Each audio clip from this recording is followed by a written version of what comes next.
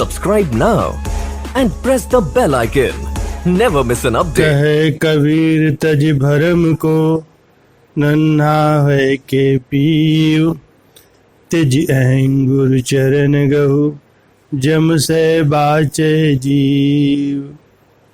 परम संत श्री कबीर साहब जी का कथन है कि जो सब भ्रमों को त्याग करके और अहम भाव से रहित होकर के नन्हे बालक के समान अपना सर्वस्व समर्पित करके प्रभु चरणों की ओर लौट आता है, वह निर्भय होकर विचरण करता है।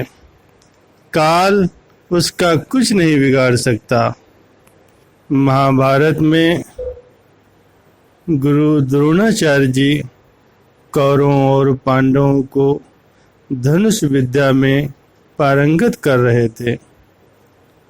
एक दिन उन्होंने एक वृक्ष की शाखा पर एक लकड़ी की चिड़िया टांग दी और सर्वप्रथम दुर्योधन को बुलाकर कहा कि इसकी आंख पर निशाना साधो। दुर्योधन जब निशाना लगाने लगा तो द्रोणाचार्य जी ने पूछा कि तुम्हें क्या दिखाई दे रहा है। उसने कहा, गुरुदेव, मुझे आसमान, पेड़, पत्ते, शाखाएं और चिड़िया सभी दिखाई दे रही हैं। गुरुदेव ने उसे एक ओर हो जाने का संकेत कर दिया और पुनः युधिष्ठिर को बुलाकर निशाना साधने को कहा। युधिष्ठिर से भी यही पूछा कि उन्हें क्या दिखाई दे रहा है। उसने भी दुर्योधन वाला उत्तर दिया। गुरुदेव ने उन्हें भी एक और कर दिया। इस प्रकार बारी बारी से सभी को बुलाकर उनसे वही प्रश्न पूछा और सबका निराशाजनक उत्तर पाकर गुरुदेव ने अंत में अर्जुन को आगे आने का संकेत किया। अर्जुन जब तीर कमान उठाकर निशाना साधने लगा तो गुरुदेव ने उससे भी पूछा कि अर्जुन, तुम्हें सामने क्या दिखाई दे रहा है। अर्जुन ने कहा, मुझे गुरुदेव की आज्ञा अनुसार केवल चिड़िया की आंख दिखाई दे रही है जिसमें तीर लगाना है, इसके अतिरिक्त कुछ भी दिखाई नहीं दे रहा।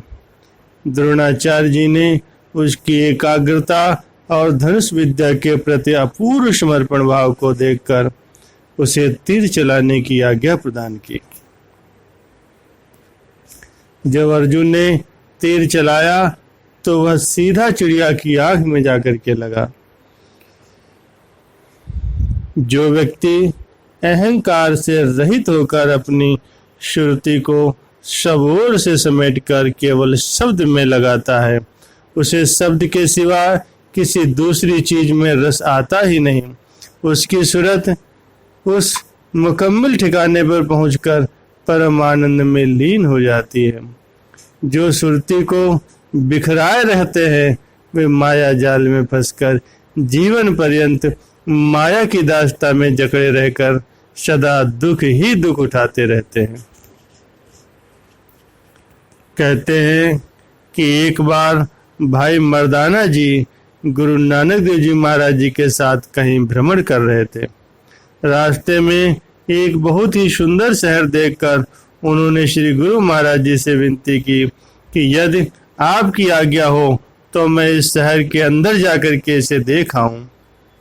श्री गुरु महाराज जी तो अंतर्यामी थे। उन्होंने कहा, इस शहर की बाहरी सुंदरता को देखकर तुम मन को मत भटकाओ, अंदर जाओगे तो फिर पछताना पड़ेगा।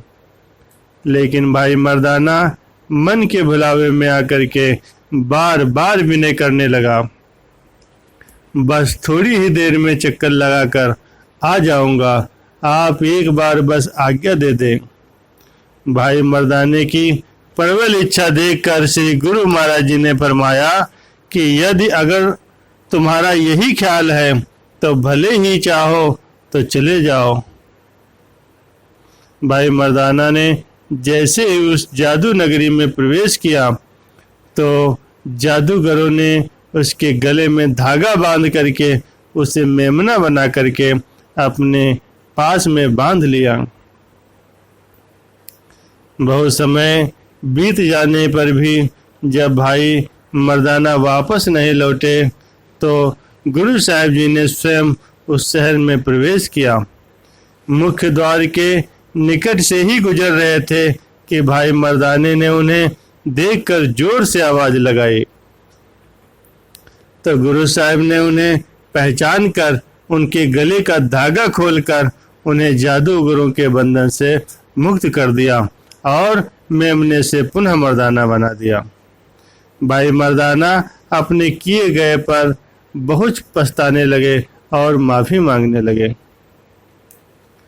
ऐसी ही माया की नगरी में जो गुरु शब्द का उल्लंघन करते हैं वे भी मेमने की भांति मैं करते हुए काल के गाल में समा जाते हैं। अपने अहंकार के वशीभूत होकर के वे सदगुरु की कृपा से वंचित हो जाते हैं। परम संत श्री कबीर साहब जी वर्णन करते हैं कि अहं अगिन हृदय जरे गुरु से चाहे मान, तिन को जम न्योता दिया हो हमरे मेहमान। कहने का भाव ये है कि जो हृदय में अहंकार की ज्वाला भड़काए सदगुरु से मान की अपेक्षा करते हैं तो यमराज के दूत उन्हें पकड़कर काल के हवाले कर देते हैं। महापुरुष फरमाते हैं जो व्यक्ति अहंकार निंदा स्तुति से ऊपर उठ जाते हैं तो उनका यह लोक भी सुंदर बन जाता है और उनका परलोक भी सुहेला हो जाता है। महापुरुषों के चरणों में कोट कोट नमन और आप सभी का बहुत बहुत धन्यवाद।